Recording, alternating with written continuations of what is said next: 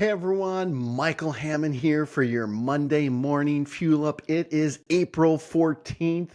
Hope all of you guys had a wonderful weekend. I had a phenomenal weekend.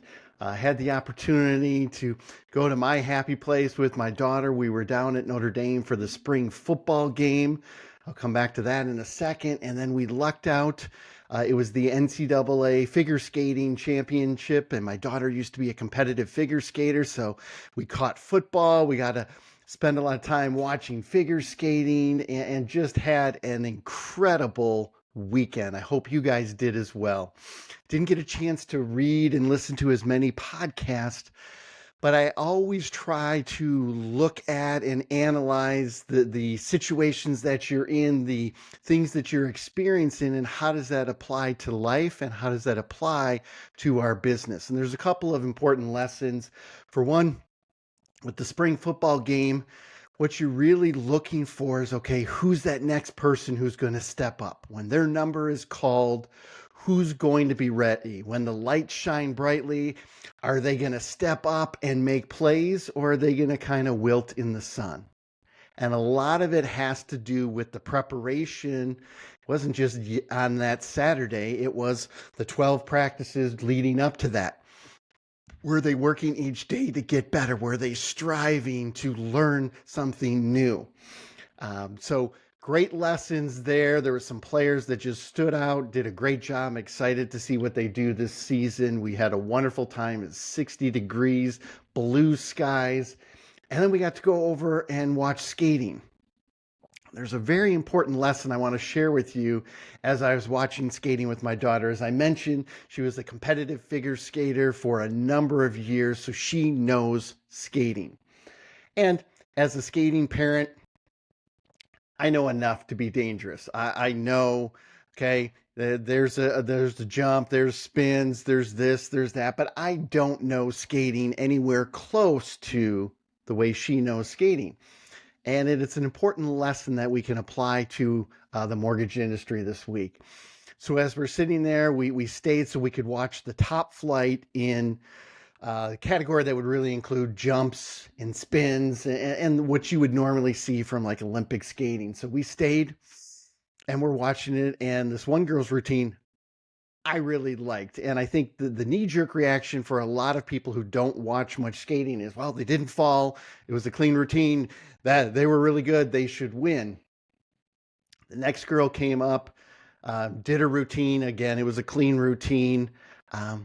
For me, I just didn't connect to it as much. I don't know if it was the music. I don't know if it was the routine. And then so I lean over to my daughter and I'm like, hey, I think that other one is, and she's like, no. She goes, the girl who just skated will win. And I'm like, well, what do you mean? Her difficulty level for all of the jumps was significantly higher, and she hit all of those, she'll win. Like, okay. So we stayed around. We watched some more skating. They don't publish the results instantly. So we left to go grab some dinner, and I'm like, hey, can you go online? Can you pull up? I want to see. And she's like, oh, yeah, the girl I said who would win. And it was a very important lesson for me in the sense that there's people that always know more than you do about all kinds of different aspects in life. And if you're in the mortgage industry, maybe there's someone who knows more about AI than you do. Maybe there's someone who knows more about profitability than you do.